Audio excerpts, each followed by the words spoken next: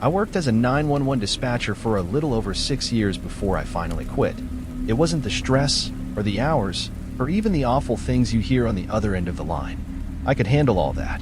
What finally got to me was a call I took about 3 years ago, one that still keeps me up at night. It was a Tuesday, middle of February, and I was working the night shift like usual. Our town wasn't exactly a hotbed for crime. Most nights, I'd get a few calls about drunk drivers or the occasional domestic dispute, but it was generally quiet. That night started off no different. I was halfway through a cup of terrible coffee when the call came in around 2:17 a.m. I answered like I always did. 911. What's your emergency? At first, I thought no one was there. It was dead silent. I was about to repeat myself when I heard this faint, shaky whisper. Hello? Please. I need help. Her voice was so soft I had to turn up my headset. Right away, I could hear how scared she was. You get used to hearing panic, but this was different, like she was too afraid to even breathe. I asked her what was happening, and there was a pause before she whispered, "There's someone in my house." That sentence always sends a jolt through you, no matter how many times you hear it. I kept my voice calm and professional, asking for her address. She gave it to me, an older neighborhood on the east side of town.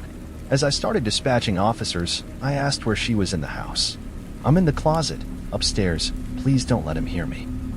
I could hear this faint creaking sound in the background, like floorboards under slow footsteps. She was crying softly, trying to muffle it. I told her to stay as quiet as possible and that officers were already on their way. The whole time, I kept her talking, asking little yes or no questions so she wouldn't have to speak much. She said she lived alone. No pets. She'd woken up to the sound of glass breaking downstairs. She grabbed her phone and hid in her bedroom closet. A few minutes later, I got confirmation that 2 officers had arrived on scene. I told her to stay on the line and stay hidden until they found her. I could hear them knocking and announcing themselves in the distance. Then her whisper changed, this sudden wave of relief. "They're here. Oh my God, thank you." I listened as the footsteps got louder, and then I heard a male voice calling out, "Ma'am, it's the police. You can come out now." She hung up before I could say anything else. That happens sometimes. People panic, forget protocol. Once they see the uniforms, they think it's over. A few minutes later, the officers radioed in. They said they'd cleared the house. No sign of forced entry beyond a broken window in the back. No suspect found inside. They spoke to the woman, who seemed rattled but unharmed. I noted it all down and moved on to the next call. It wasn't unusual. Half the time in break-ins like that, the guy gets spooked and runs before anyone shows up. But about 20 minutes later, my phone rang again. Same number. I answered, expecting maybe a follow-up. But as soon as I heard her voice, every hair on my body stood up. "Please, he's still here." Her whisper was even quieter this time, barely audible. I glanced at the caller ID, thinking maybe this was a mistake, but it was definitely the same woman. I asked her what she meant. The officers had already cleared the house. "I never came out," she whispered. "I'm still in the closet." For a second, I just sat there, trying to process what she was saying. I told her the officers spoke to her already, that they'd been through the whole house. She started crying, barely holding it together. "That wasn't me. I never left.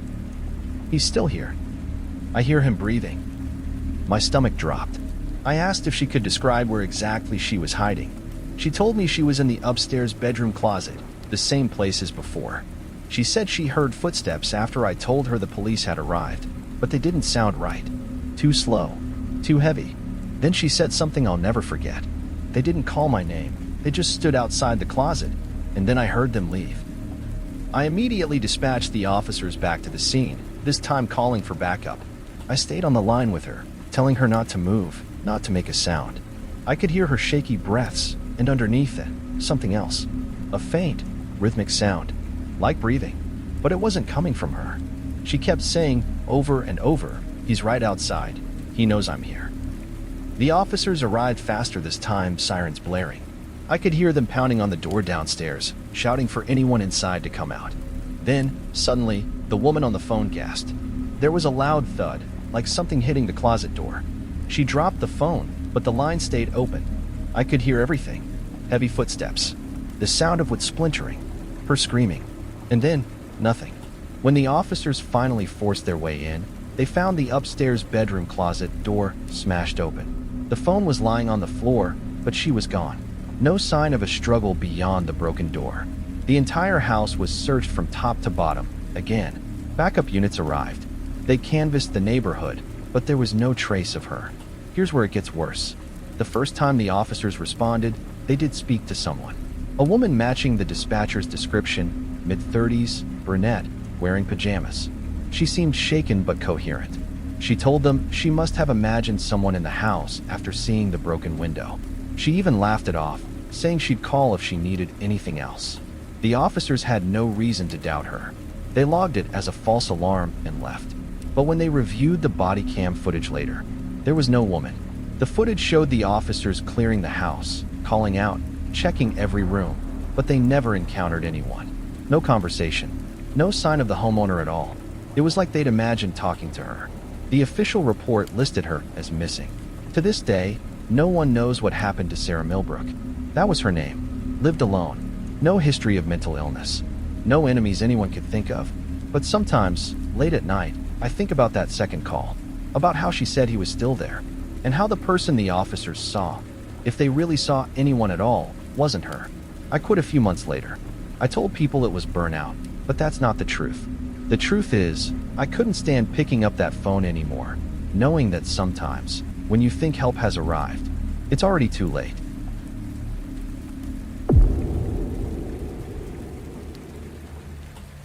I worked as a dispatcher for the county sheriff's office for nearly 10 years.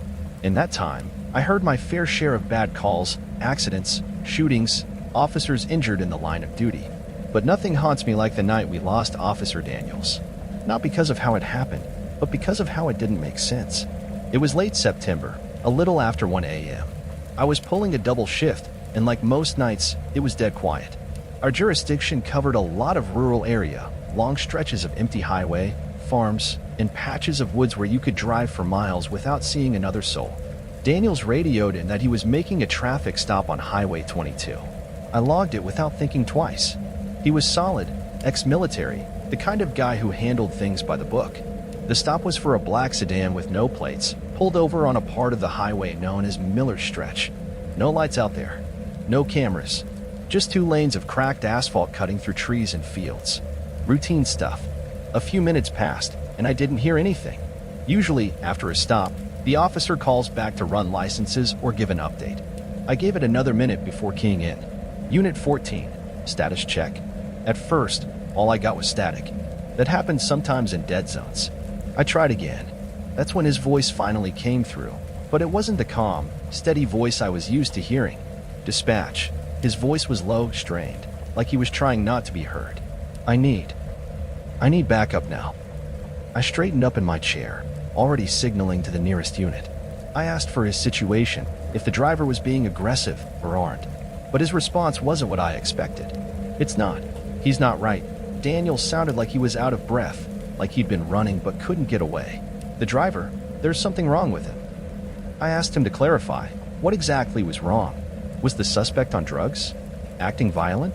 Silence for a few seconds. Then Daniels whispered he knew my name before I said anything. That sent a chill through me. Officers don't introduce themselves by first name during stops, especially not out there alone. I asked for his exact location, but he cut me off. He's smiling at me, not moving, just standing outside the car. I could hear the shake in his voice now, real fear. I'd never heard that from Daniels before. Backup was already en route, but they were at least 10 minutes out. I tried to keep him talking, asking if he could retreat to his cruiser and lock the doors. No. I tried. His voice cracked. It won't start. Radio's cutting out. I checked the signal. His unit was still showing connected, but weak. Then he said something that made my blood run cold. He's behind me now. I stared at the clock. No way. He just said the guy was standing by the car. Daniels, do you have eyes on the suspect? I asked, trying to keep my voice steady. More static. Then, in a voice barely audible, like he was speaking through gritted teeth, he muttered, "He's whispering my address." I froze. I don't know how he knows it. Daniels continued, almost in a daze. He's saying my wife's name, my kid's school. I signaled for backup to hurry, telling them to approach lights off when they got close. Something felt wrong. This wasn't a normal stop gone bad.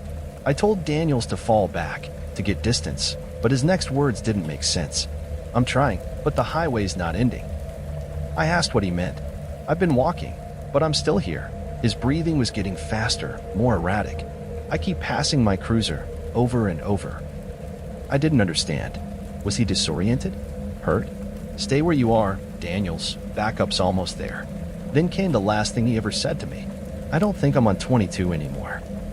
The radio cut out completely after that. When the backup unit arrived, they found Daniel's cruiser parked on the shoulder, lights still flashing. Driver's side door open. His hat was on the ground next to the radio mic, which had been ripped from its mount and was lying in the dirt. But Daniel's was gone. So was the black sedan. No tire marks. No footprints leading away. Just gone. We launched a full-scale search. Drones, dogs, volunteers combing the area for days. Nothing. Then, 2 days later, we got a call from state police 3 counties over. They'd found an abandoned black sedan matching the description. No plates. Parked on a dirt road near an old logging site. Inside, they found a dash cam. Not built in. This was a personal one, like something the driver had set up. The footage was... It started normal. The driver cruising down Highway 22 in the dark. Then the reflection of flashing lights behind him. He pulls over. You can see Daniel's cruiser stop a few yards back. Daniels approaches the window, hand on his holster. Standard procedure. But when the driver's window rolls down, there's no one in the car. Just an empty seat. Daniel steps back, clearly confused. He circles the vehicle, shining his flashlight inside. Every angle shows the same thing. No driver. Then, on the dashcam footage, you see the passenger door slowly open by itself. Daniels draws his weapon, shouting commands, but there's no one there. He starts backing toward his cruiser. And then, he just stops. His mouth opens like he's screaming, but there's no sound. The video glitches, frames skipping, and suddenly, Daniels isn't on screen anymore. Just his cruiser, still idling with the door ajar. The last few seconds of footage show the black sedan's passenger door closing on its own. That was it. The car was impounded. The dash cam sent to every agency that could make sense of it, but nothing came back. Officially, Daniels is listed as missing, presumed dead. But everyone who was working that night knows better. Especially me. Because about a week later, during another quiet night shift, his radio crackled to life again. No call sign. No signal on the system. Just his voice, faint and distant. Dispatch. I'm still here, but I don't know where here is. We never heard from him again after that.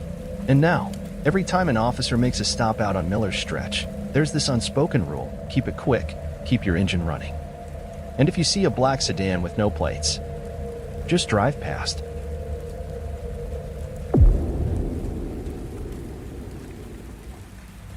I've been with the department for 8 years now. Long enough to know when something feels off, but also long enough to recognize when your mind might be playing tricks on you after too many night shifts and bad coffee. That's what I told myself, at least, after what happened last year. But deep down, I know what I saw. I know what I did. And I know that guy was real. It was a Thursday night, early spring. I was working the graveyard shift, patrolling the industrial district, a stretch of warehouses and empty lots that usually stayed quiet after dark. The kind of place where the only calls you'd get were for stray animals or the occasional drunk trying to sleep it off behind a dumpster. Around 2:30 a.m., dispatch radioed in a trespassing complaint. Security at one of the old textile warehouses spotted someone on their cameras wandering around inside. The place had been shut down for years, but kids like to break in and explore, so I didn't think much of it. When I pulled up, the front gate was wide open. I called it in and went inside with my flashlight. The air was thick with dust, and every step echoed through the empty building. It didn't take long to find him. A man, mid-30s maybe, standing perfectly still in the middle of the factory floor. He wasn't rummaging through anything or tagging walls like most trespassers. He was just standing there, facing away from me. I announced myself, hand resting on my holster. "Sir, this is private property. I'm going to need you to turn around and put your hands where I can see them." He didn't move right away. For a second, I thought maybe he was high or didn't hear me. But then, slowly, he turned to face me. And he smiled. It wasn't the kind of nervous grin you get from someone caught doing something stupid. It was calm, confident, like he'd been waiting for me. His clothes were clean, too clean for someone supposedly breaking into an abandoned warehouse. No bag, no tools, nothing on him. I cuffed him without incident. The whole time, he didn't say a word. Just kept that unsettling little smile on his face, like he knew how this would play out. When I read him his rights, he finally spoke. "Officer Miller," he said, smooth and steady. "It's nice to finally meet you." That stopped me cold. My name tag was covered by my jacket. I never introduced myself. I asked how he knew my name, but he just shrugged, like it wasn't important. I walked him back to my cruiser and called in that I had a male in custody for trespassing. Standard procedure. The booking process at our station was routine. I'd done it hundreds of times. We got to the station around 3:15 a.m. The place was dead quiet, as usual for that hour. I brought him in through the side entrance, logged his arrival, and started the paperwork. Name? He wouldn't give one. Just kept saying, "You already know who I am." No ID on him, no phone, no wallet, nothing. We fingerprinted him, 10 prints, clear as day. Took his mugshot. I even filled out the intake form myself because the night clerk was out on break. I remember feeling this weird tension the whole time, like I was being watched, even when it was just me and him in the room. Every time I glanced at him, he was already staring at me. Not in a threatening way, just observing. Once everything was done, I walked him down to holding. Cell number 3. I locked the door, double-checked it, and signed off on the log sheet. Before I left, he said one more thing. "Don't forget me." I didn't reply. Just walked back to the main desk, filed the paperwork, and finished out my shift like normal. It wasn't until I came back the next evening that everything unraveled. When I checked the overnight reports, there was no mention of my arrest. No trespassing charge. No booking record. I thought maybe there was a clerical error, so I went to holding to check for myself. The cell was empty. I asked the sergeant on duty what happened to the guy I brought in. He gave me a confused look and said no one had been booked overnight. I told him I did it myself, fingerprints, mugshot, the works. He pulled up the system in front of me and searched every entry from the past 24 hours. Nothing. No record of the prints. No mugshot in the database. The intake form I filled out wasn't in the file room. It was like the guy had never been there. I started second-guessing everything. Maybe I was more tired than I realized. Maybe I thought I'd processed him and somehow screwed up. But that didn't explain the missing fingerprints. Those go straight into the system once scanned. I went to check the holding cell log. My signature was there, clear as day. I know what you're thinking. Maybe someone let him out and didn't log it. But that's impossible. There are protocols. Cameras. Chain of custody. Speaking of cameras, that's when I had the idea to pull my body cam footage. I scrubbed through the night before. The footage showed me entering the warehouse, flashlight cutting through the dark. I turn a corner, and then I'm cuffing thin air. There was no one there. The video shows me talking, reading rights to nobody, guiding invisible cuffs back to my cruiser. I felt sick. I fast-forwarded to the station footage. Same thing. I'm processing an empty chair, escorting no one down the hallway to holding, locking a cell with nothing inside. But here's the part that still gives me chills. At one point in the footage, right after I finish the fingerprint scan, I lean over to write something down. For a split second, the camera lens catches a reflection in the glass of the booking window. A man, standing right behind me, smiling. When I paused the frame and zoomed in, I could see it clearly, his hand resting on my shoulder. But in the footage, I never react, never even notice. I took off the body cam and looked at it in person. That's when I saw it. A faint, smeared handprint across the lens. I don't know how it got there. I never told anyone the full story, just said there was a glitch in the system and left it at that. But I kept that body cam. It sits in a box in my closet, handprint and all. Some nights, I think about what he said before I locked him in that cell. Don't forget me. And I haven't. Because every now and then, when I'm out on patrol, I'll catch a glimpse of someone standing just beyond the streetlights. Not moving, just watching and smiling.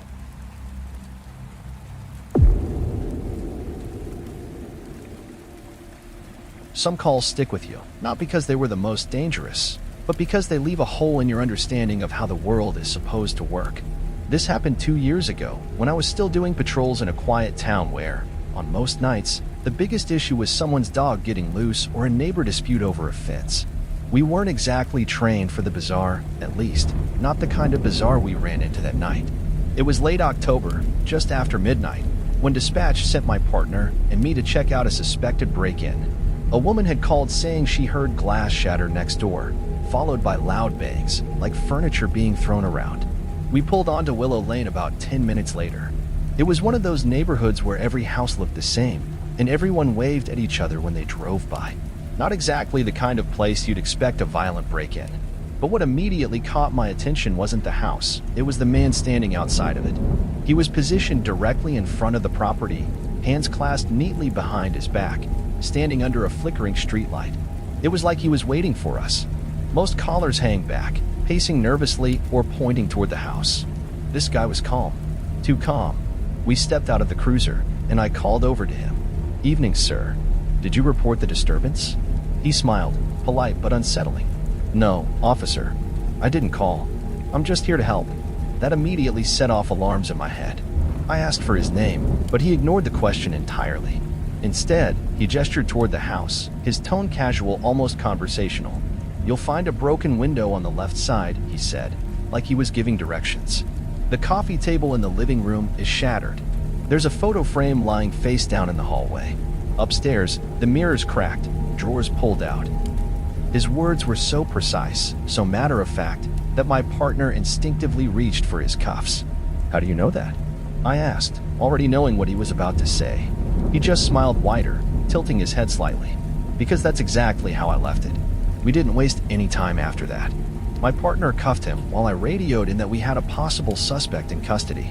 The man didn't resist.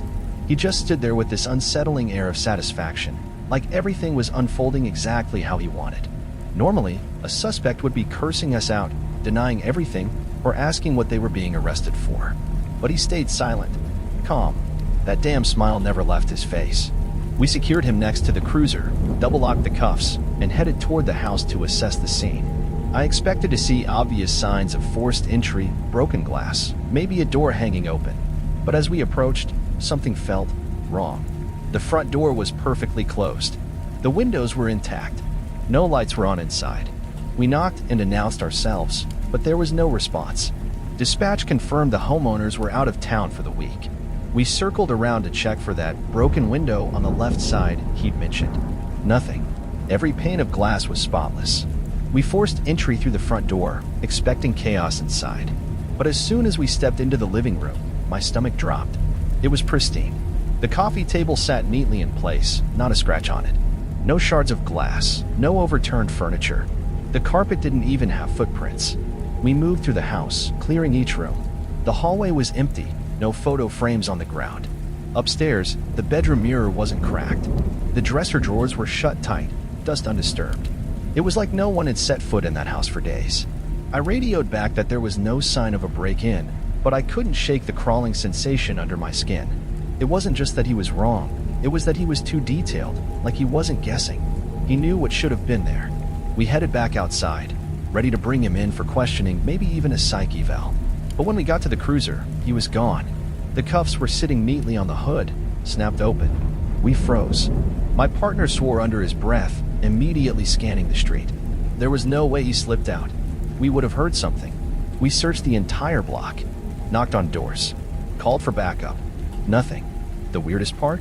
When we checked the dashcam footage later, it showed us arriving, but there was no one standing on the sidewalk. It looked like we got out of the cruiser and walked toward empty space. My partner even went through the motions of cuffing someone invisible. We watched ourselves talking, gesturing toward the house, having a full conversation with thin air. I could feel the hair on my neck standing up as we scrubbed through the footage. At no point did the cruiser door open. There was no sign anyone had been placed inside because, according to the camera, no one was there. We tried pulling the body cam footage too, same thing. It was like he never existed. The official report listed it as a false call, possible prank, but we both knew better. A few days later, I found myself driving past that house again. I don't know why. I guess I just needed to see it in the daylight, convince myself it was just a weird night and nothing more. The family was back from their trip. I decided to stop and ask a few routine questions. Had they noticed anything missing, out of place, signs that someone had been inside? They were polite but confused.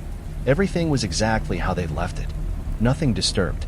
But just as I was turning to leave, the husband mentioned something odd. He said they'd found a photo frame lying face down in the hallway when they got home. I felt my chest tighten. I asked if I could see it. He brought it over, a standard family picture. Smiling parents, 2 kids. But as I looked closer, my blood ran cold. In the reflection of the hallway mirror behind them, there he was, the same man, standing perfectly still, hands clasped behind his back. smiling. I didn't say a word. I handed the photo back and walked out of there as calmly as I could manage. I never reported that part. Who would believe it? But every now and then, when I pass by certain houses late at night, I catch myself looking a little too long at the shadows near the streetlights, because I know he's still out there, and I know he wants to be seen.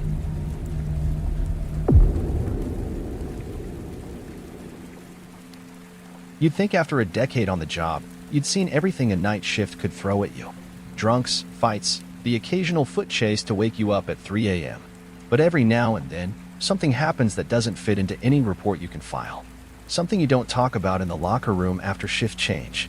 For me, that was Collins. It was a Thursday evening when the sergeant handed me the clipboard. "You've got a rookie tonight," he said, barely looking up from his paperwork. Collins, fresh out of the academy. Show him the ropes. I didn't think twice. I've been training officers for years. It was part of the job. Half of them were cocky kids who thought they knew everything. The other half were too nervous to speak. Either way, it was usually a long night of explaining paperwork and telling stories to calm their nerves.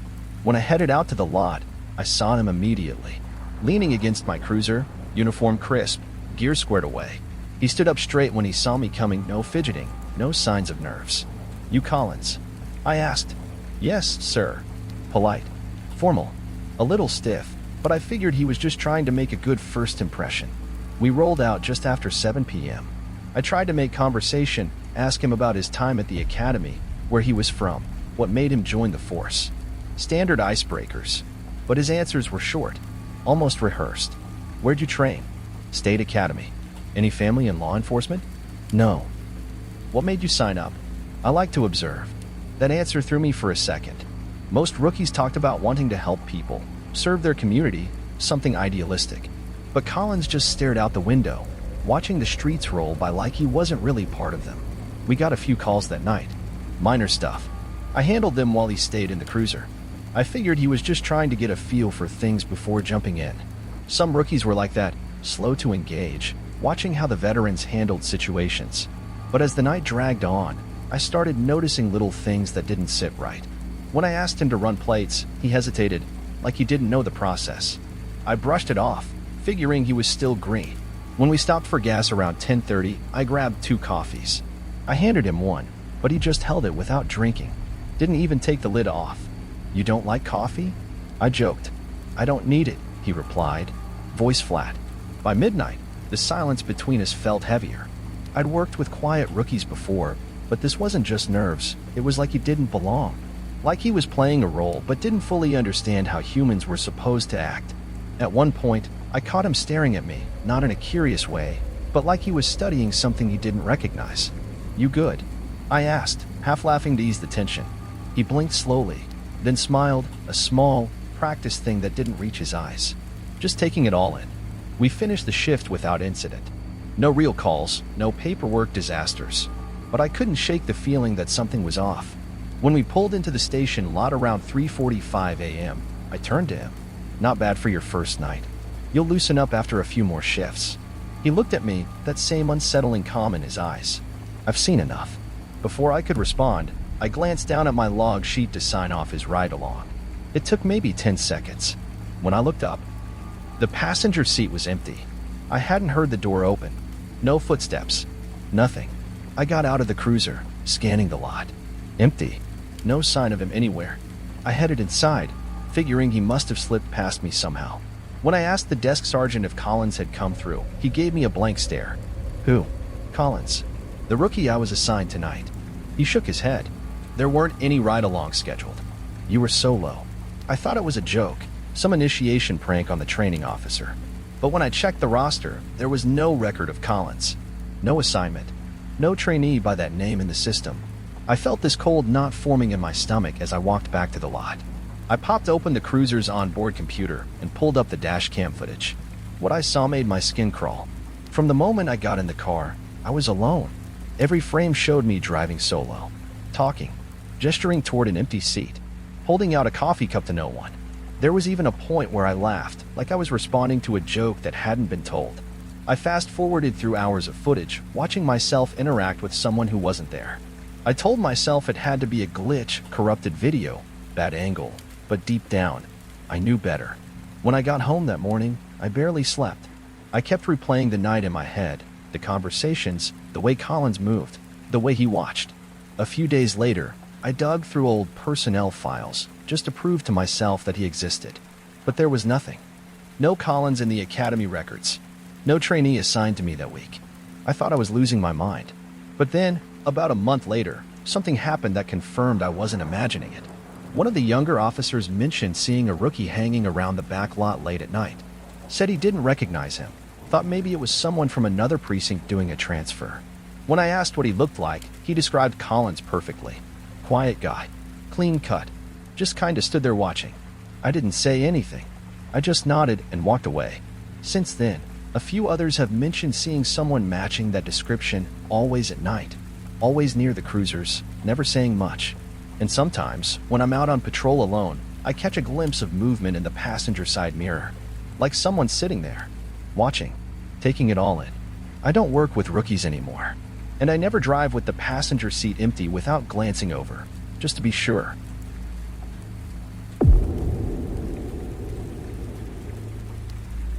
Working nights does something to your head. Any cop will tell you that. The world feels different after dark, emptier, quieter, like you're patrolling a place that's almost familiar but not quite right. You get used to that feeling, or at least, you think you do, until something happens that makes you realize maybe you shouldn't get used to it. For me, it was a night that should have been like any other. I'd been on the graveyard shift for years, 10 p.m. to 6 a.m. I liked it.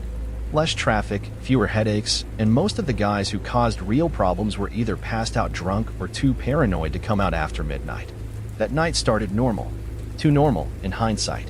I clocked in, grabbed a coffee that tasted like burnt mud, and skimmed the call board. Nothing out of the ordinary, just a couple of disturbances, a report of a stray dog near the highway, and a busted taillight someone called in like it was a felony. By 2 a.m., I'd already made my rounds twice. The streets were dead. Not a single soul walking around, not even the usual late-night jogger or the kid who always skateboarded behind the strip mall. It felt hollow. I told myself it was just one of those nights where the town really did sleep. Around 3 a.m., I parked near the edge of town to finish some paperwork. That's when I noticed how heavy my eyelids felt. I was used to fighting off fatigue, but this was different, like a fog had settled in my brain. I glanced at the dashboard clock. 3:17 a.m.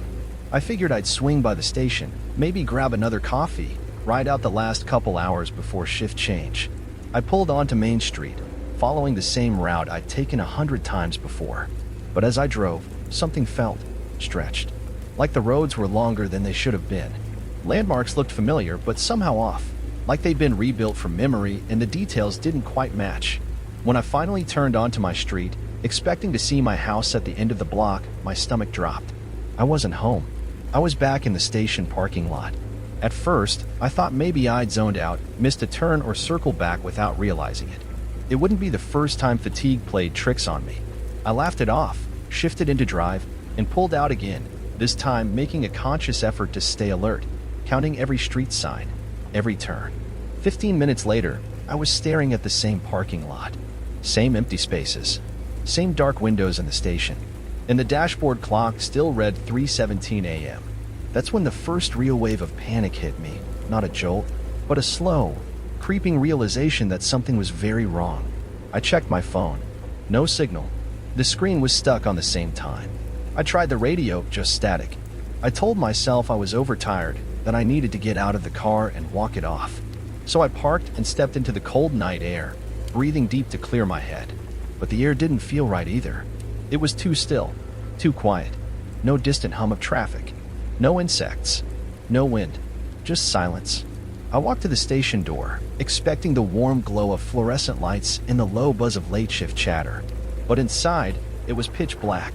I tried the handle. Locked. I pounded on the glass, calling out for anyone inside. My voice sounded strange, like it wasn't echoing properly, as if the air itself was swallowing the sound. And that's when I saw it. Movement inside the station. Down the hallway, past the reception desk, I saw myself.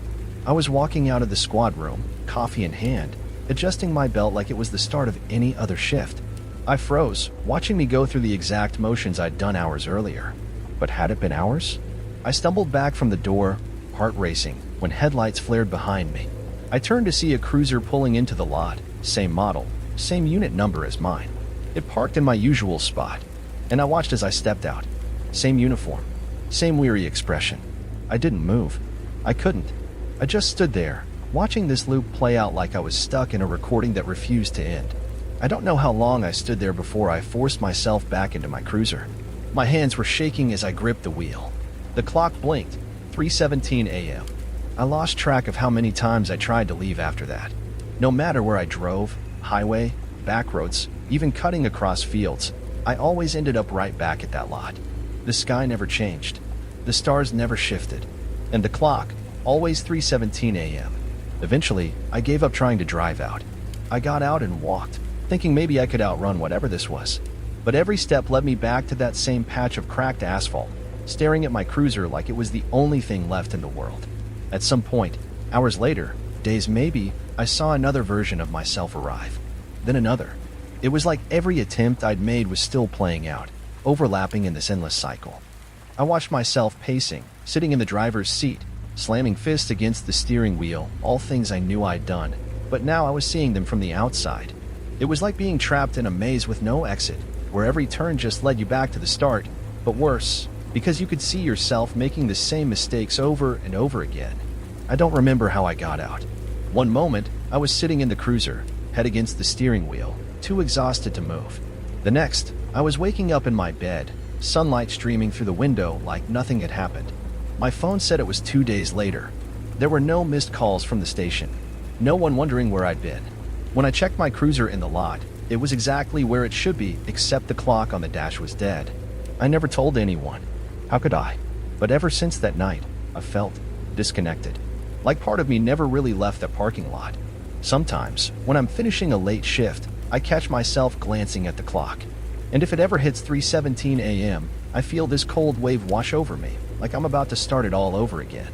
And every now and then, when I drive past the station in those early hours, I see a cruiser parked in my old spot. Lights off, engine dead, and if I look closely enough, I swear there's someone sitting inside, waiting for a shift that's never going to end.